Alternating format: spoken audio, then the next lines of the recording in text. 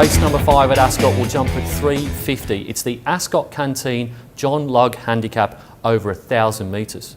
The replay horse can look at Floyd as a beaten favourite over 1,000 metres at Ascot on the 3rd of March. Estate Mr Motown on the fence to Snow Lord. Candlelight Star threading his way through behind them, but Floyd with Noski down riding hard at the 150 clear. Snow Lord gets away from the fence now, coming after him quickly. It's Floyd, Snow Lord lunging at Floyd and got him. Snow Lord beat Floyd. Candlelight. Floyd's the replay horse simply because I think he's a false favourite in this race here. I think he had everything go according to plan first up and he didn't get the job done here. I expect him to go around as the jolly again, and I think he's the lay of the day. My on top selection here is going to be number 11, Show Honey. She reacted really badly to the application of blinkers for the first time 2 weeks ago, breaking loose before her planned assignment and taking no part. In what shapes as a very fast 5 furlongs race here, she may well run over the top of her rivals in the final furlong.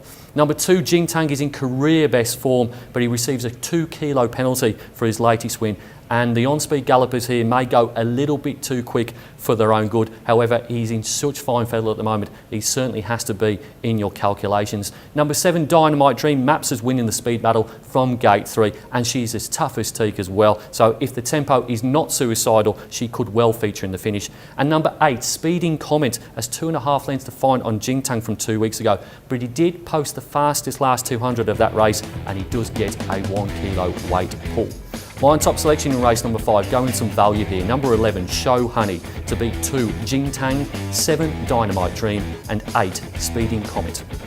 Race number 6 at Ascot will jump at 4:25. It's the Iron Jack Handicap over 1,800 metres. The replay horse, we can look at Western Temple beating Cougar Knights, Fath Noxious and Respondents on the 10th of March. Straight from already famous Capanda, then chasing Chaos, Cougar Knights. Here's Western Temple starting its run further back in the field, but My Greek Boy is a day in front with 100 left to go. 4 clear, Western Temple charging down the outside. My Greek Boy though with enough in hand, and he stole this and he won brilliantly. My Greek Boy was the only horse that Western Temple didn't beat in the replay race, and the kudos for that has to go to Peter Hall with what was the ride of that particular meeting. Western Temple and William Pike have yet to combine for victory. They've had 10 cracks at it. The 11th on Saturday is over 1,800 metres. I think they'll settle closer in the run and accelerate past their rivals in the straight. Goes on top here. Number 7, Elegant Blast, drops 5 kilos from her credible third over 1,800 metres at Ascot 10 days ago. Fitter third up. She has good and bad form references with Western Temple. I just can't get away from that massive weight drop.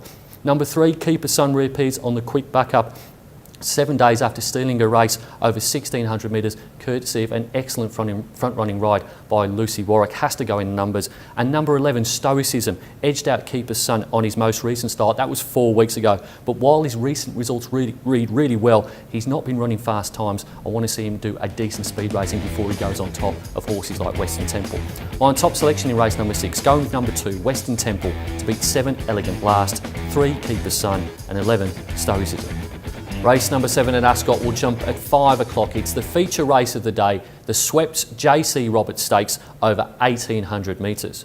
The replay horse is Action, finishing second behind Miracle Man in the Lex Piper Stakes. No, Sentimental Friend still searching for the way clear. Start the Fryer. Money Maher got a dream rails run at the 200. Miracle Man headed. He's a Parker. Media Baron switching back to the fence. Here comes Action down the outside. Miracle Man in front from Sentimental Friend, getting into the clear in Action, but it's Miracle Man. Miracle Man home in the Lex Piper.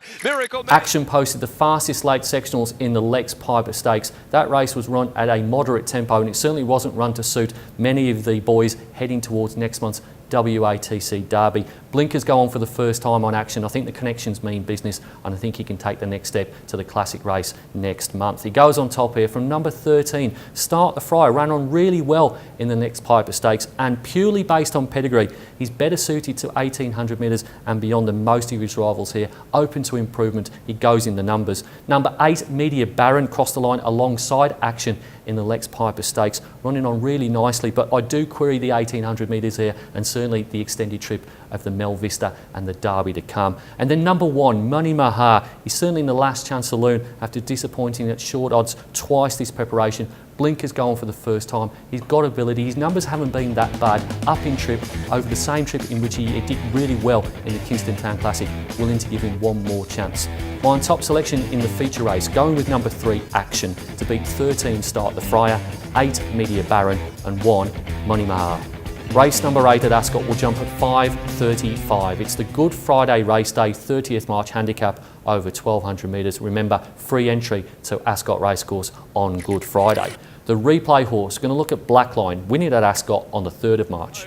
At the 300, Belter led clearly. 2.5, Copper Fury, Hoboken, Sir Snuggerlot, Blackline under pressure. At the 150, it's Belter in front, Copper Fury. Here comes Hoboken, Blackline begins to run on strongly now. Hoboken quickly joining Belter, Blackline lunging, coming, getting there, got them. I think it's Blackline and Joseph Azzopardi elected not to match motors with Belter early on 3 weeks ago, and that decision was a smart one. Blackline ran over the top of Belter in the final furlong, and Belter came out and franked the form last Saturday. I expect Blackline to find the front here without using too many petrol tickets. There's less speed on the map, and I think she'll get the job done in the finale. Number 4, Star Glitter, beat the Celt over 1200 metres 2 starts ago before finding it too hard to win with more weight over 1000 metres. Returning to 6 furlongs here is certainly a positive. Number 1, Candlelight Star, will surely snag another city win in the near future. His late sectionals are terrific, but maybe it will be on the longer straight at Belmont Park rather than here at Ascot. And number 6, Delicate Miss, finished just behind Candlelight Star 2 weeks ago, but she reopposes 2 kilos worse at the weights because of Andrew Castle's claim on the top one. My top selection in race number 8, going with number 10, Blackline, to beat 4, Star Glitter, 1, Candlelight Star and 6, Delicate Miss. It's now time to nominate my best bets on the Ascot card. Going to go in the final 2 races, starting with the feature race, race number 7, number 3, Action, to make that step towards the Derby, a winning one. And in race number 8, number 10, Blackline, to go back-to-back for Simon Miller. It's easy to stay up to date with everything that's happening at Perth Racing. You can log on to our website or follow us on one of our various social media channels. Until next time, bye.